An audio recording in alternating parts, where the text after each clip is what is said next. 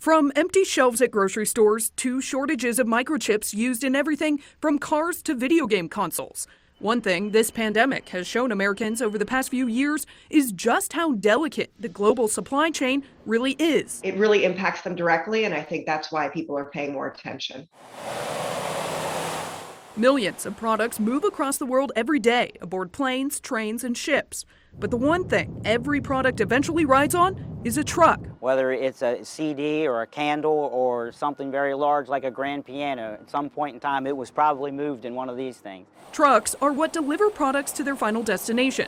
But that final leg of the supply chain has been in growing distress over the past few years as the number of truck drivers dwindles. 1,200 truckers retire every week in America. That's 60,000 a year, and we're not licensing nearly that many. To try and reverse that trend, the state of Florida has invested in several programs to recruit new drivers. Governor DeSantis announced last month more than $2 million would go to certain schools offering commercial driver's license training.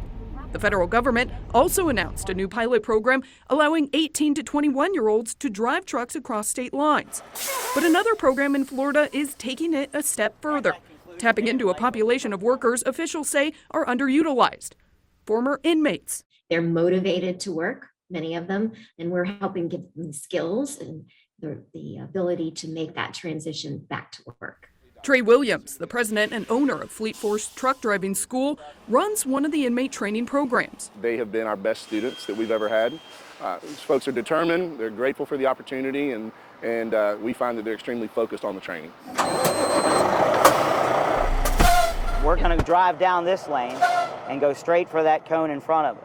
Tom Kramer graduated the program last year, and after being released in December, now trains others going through it. You'll see how we change lanes, and it's not that easy to do. Tom spent years behind bars and told me he worried how he'd find work when he got out.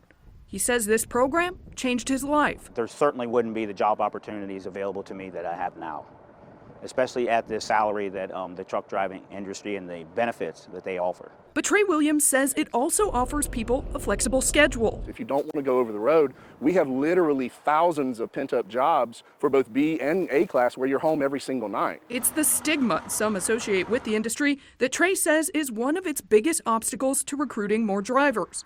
He hopes showcasing exactly what drivers do and who they truly are will show people just how much skill the job requires, and therefore attract more applicants. And you've just released your trailer and tractor brakes. Speaking from experience, it can also be pretty fun. There you go, exactly like that. Guys, I'm getting the hang of it. Yes, you are. Make a trucker out of you yet. Kelsey Thorett, WESH 2 News.